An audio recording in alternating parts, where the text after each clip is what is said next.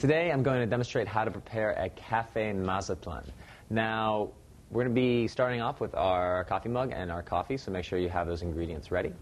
And our liqueurs involved are going to be a coffee liqueur. We're going to use Kahlua, but feel free to use a coffee liqueur of your choice.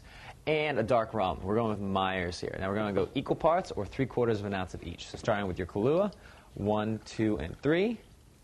And then your dark rum, 1, 2, and 3. Now, we're going to fill our mug up with coffee to the top, like so. We're going to use a dash of brown sugar right in there. And then we're going to top it off with whipped cream.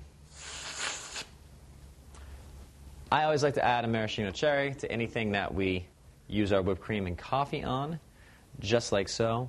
Now this is a perfect after dinner drink.